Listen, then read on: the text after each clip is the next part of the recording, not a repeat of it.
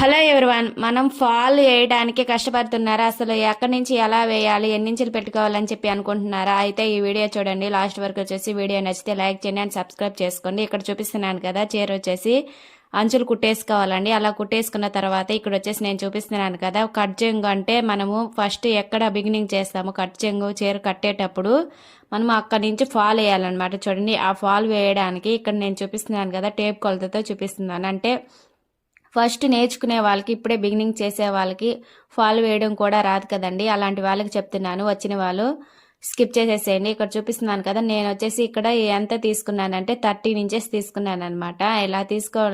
ఇలా తీసుకొని అక్కడి నుంచి ఫాల్ అనేది స్టిచ్ చేయాలి. చూడండి, 13 ఇంచెస్. ఈ 13 ఇంచెస్ పెట్టుకొని మీకు ఎంతవరకు కావాలో అంతవరకు తీసుకోండి.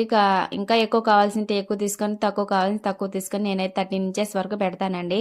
ఇలా పెట్టేశాక చూడండి, ఇలా ఫాల్ అనేది మనము 1/2 ఇంచ్ అనేది లోపలికి మడత వేసుకొని ఇలా స్టిచ్ చేసుకోవాలన్నమాట. ఇలా ఇప్పుడు ఇక్కడ మన ఫాల్కి వచ్చేసి స్టిచ్ వేసి ఉంటారు కదా, మడత వేసుకొని ఆ స్టిచ్ మీదే మన చీర వచ్చేసి చీర అంచు ఉంటుంది కదా, అంచు మీదనే వేసుకోరావాలన్నమాట. ఈ ఫాలు దానికి 2 అటాచ్ చేసుకుంటూ రావాలి. చూడాలి, ఇక్కడ వచ్చేసి ఈ ఫాల్ అనేది చివరి వరకు స్టిచ్ వేసాం కదా, ఈ ఎండింగ్ దగ్గర నుంచి మళ్ళీ మనము మళ్ళీ ఫస్ట్ నుంచి వేస్తారండి. మనం ఫస్ట్ స్టార్టింగ్ ఎక్కడి నుంచి వేసామో అక్కడి నుంచి వేసామంటే ముడతలుగా వస్తుందండి చీర అనేది.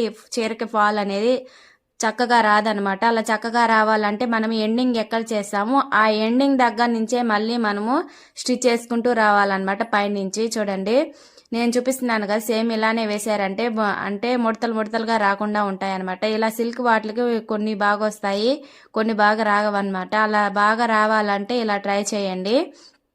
మన చీర అనేది మొత్తం మన ముందుకు వేసేసుకొని ఇలా స్టిచ్ చేసుకుంటూ వచ్చేయాలన్నమాట స్ట్రైట్ గా.